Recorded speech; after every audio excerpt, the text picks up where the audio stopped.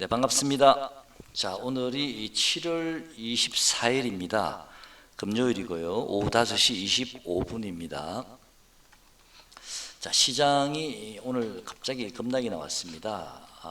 제가 지난 영상 댓글에다가 여러 말을 남겼습니다만은 지난 영상 댓글에다가 보면요, 제가 말씀드린 내용이 지수는 당분간 좀 반등이 들어오겠지만 그 앞날에는 제가 저점 매수 하시라고 말씀을 드렸고요. 그 다음 날은 제가 지수가 당분간 반등이 들어오겠지만 짧게 매매하시라 말씀을 드렸습니다. 시장은 개인적으로 저는 아직 바닥이 나오지 않았다라고 여러분께 분명히 말씀을 드렸습니다. 물론 제 얘기가 다 맞는 건 아니지만 어쩌지 하다 보니까 그렇게 됐습니다. 그죠?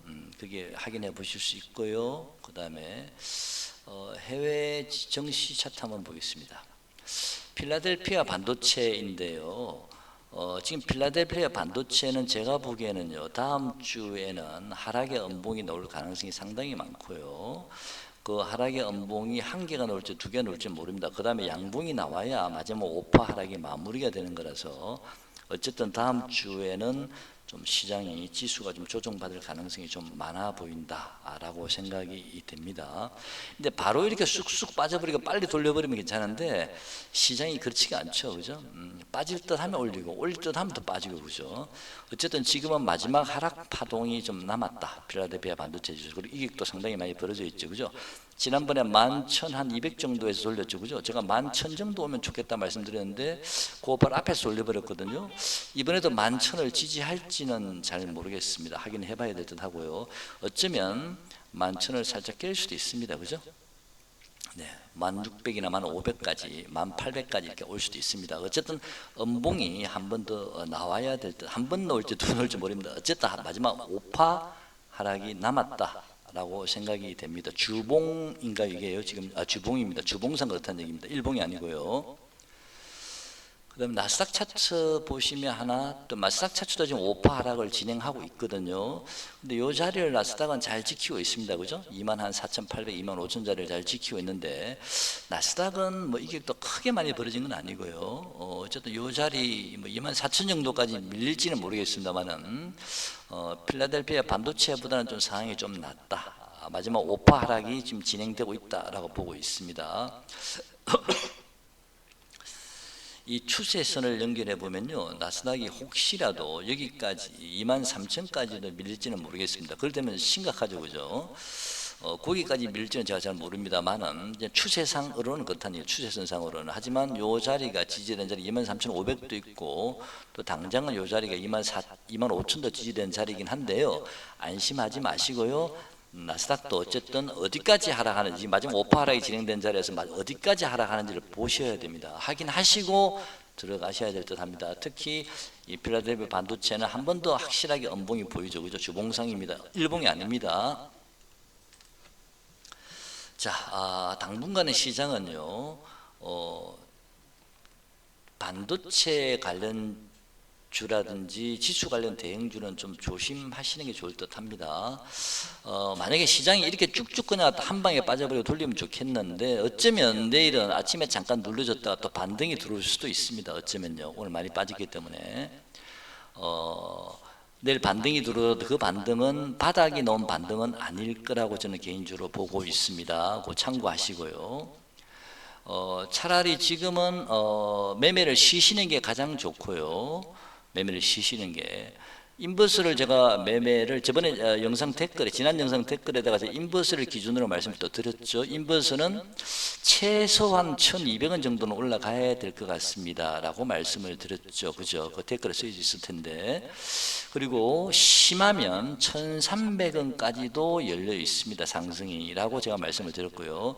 차트상으로는 1,500원까지 열려 있지만 1,500원은 좀 무리인 것 같고 일단은 1,200원 정도는 최소한 도달하지 않을까라고 제가 여러분께 댓글을 남긴 적이 있습니다. 지난 영상에. 현재 1,125원이니까요. 오늘 정도 가격만큼 한 번 더 오르게 되면, 즉 시장이 오늘 정도 폭만큼 한 번 더 빠지게 되면 인버스가 1200원에 도달되거든요. 그러면 다시 시장은 반등이 들어올 가능성이 많습니다. 그 반등이 진바닥인지는 아직은 확인할 수가 우리가 없습니다. 왜? 인버스가 1300까지도 어쨌든 열려 있으니까요. 어쨌든 그때는 다시 들어가서 짧게 치고 빠지시면 됩니다. 자, 그 다음에 종목은요, 제가 여러분께 펩트론이라는 종목을 말씀을 드렸다가 제가 마음고생을 좀 많이 했습니다.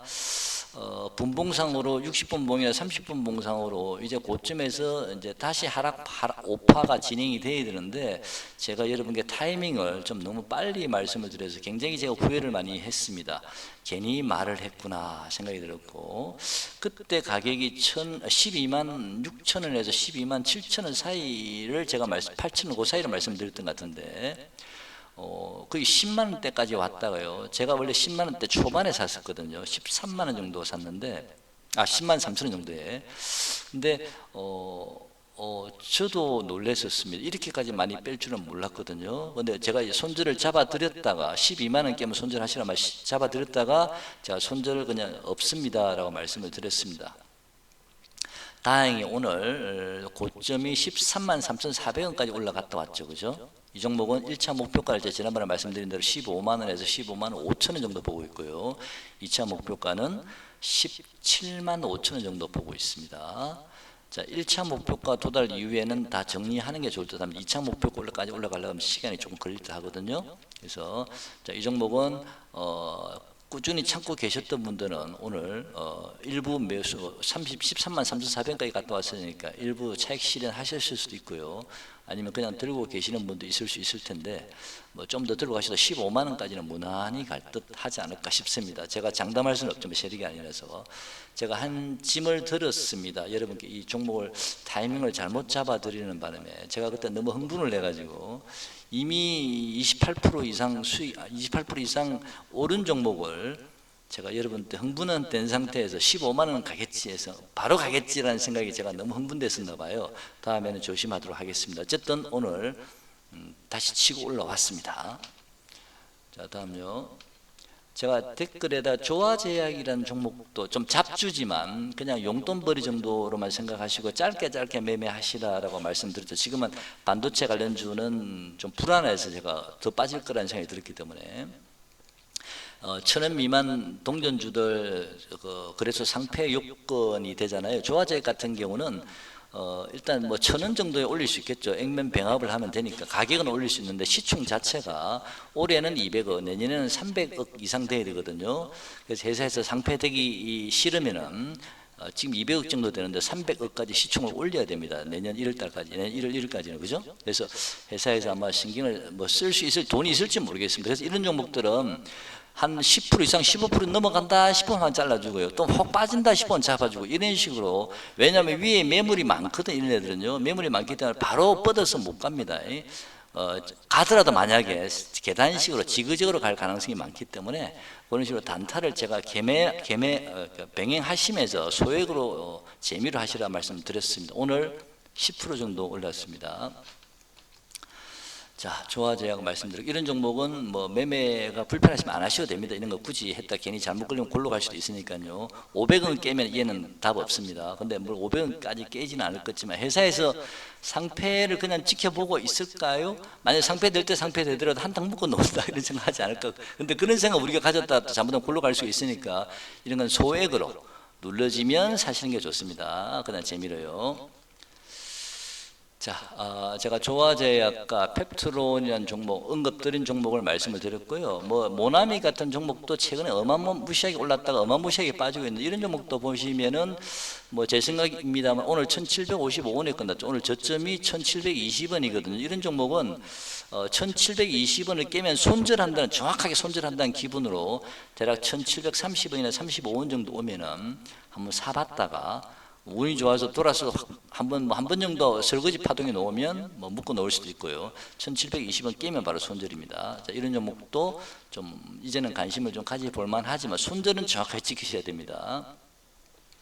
이런 종목들이 최근에 많죠. 반도체가 못 가니까 진영이라는 종목도 오늘 시세가 좋았다가 막판 쭉 꼬리다가 빠졌는데 이런 종목도 눌러지고 나면 다시 한번 차트를 보시면서 잘 체크해 보시기 바랍니다. 그 다음에 모나리자 여러분 잘 아시고요. 현대약품도 오늘 올랐다가 내렸다가 막 예, 왔다리 갔다리 왔다리 하더라고요. 이런 종목들도 아직 완전히 시세가 죽었다라고 볼 수는 없겠죠, 그죠? 그렇지만 저점을 잘 보시고. 근데 이런 종목 잘못 매매하면요, 역사이클에 걸리면 오히려 손실이 더 많습니다, 그죠? 예, 이런 거 괜히 매매가 자신 없으신 분들은 이런 종목 하지 마시고요, 그냥 현금 주고 계시면 됩니다.